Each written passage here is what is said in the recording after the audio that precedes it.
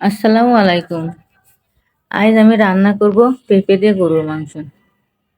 এটা কিন্তু অনেক স্বাস্থ্যসম্মত এবং শরীরের জন্য অনেক উপকারী।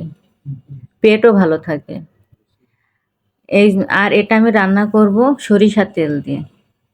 আর তার জন্য আমি প্রথমে পাতিলে সরিষার তেল দিয়ে গরম করে আস্ত মশলাগুলো আগে দিয়ে নিব।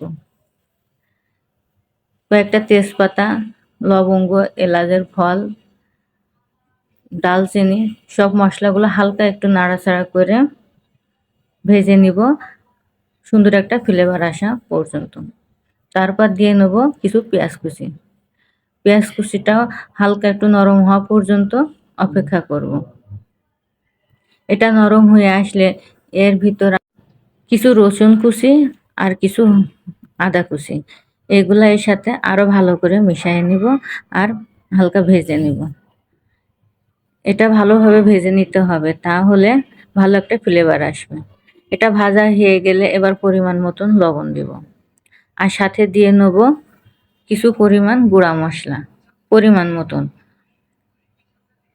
মতন হলুদের গুঁড়া দেব, মরিচের গুঁড়া, ধনিয়ার গুঁড়া, গরম মশলার গুঁড়া। সব মশলাগুলো একসাথে আরো সুন্দর করে ভেজে নেব। এটা যত ভালো করে ভাজা হবে কাঁচা গন্ধটা কেটে যাবে এবং একটা সুন্দর একটা ফ্লেভার আসবে। এর জন্য চুলোটা মিডিয়াম টু লো হিটে রেখে আস্তে আস্তে এটা ভেজে নেব যাতে মশলাটা পুড়ে না যায়। আর মশলাটা ভাজা হয়ে গেলে সামান্য পরিমাণ একটু পানি দেব মশলাটা আরো ভালো করে কষানোর জন্য। আর মশলাটা যত ভালো কষানো হবে খাবারটা তত মজা লাগে।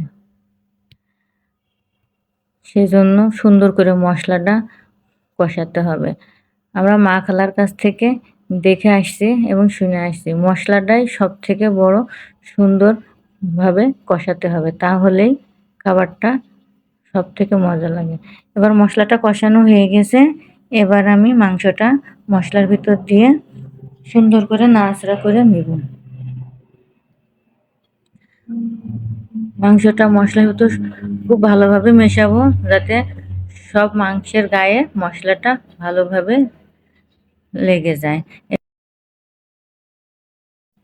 এবার ঢাকনা দিয়ে মাংসটা আমি রান্না করব এবং সিদ্ধ হওয়ার জন্য পরিমাণ মতন পানি দেব। আর এই পরিমাণ মতন পানিতেই মাংসটা খুব ভালোভাবে সিদ্ধ হয়ে যাবে।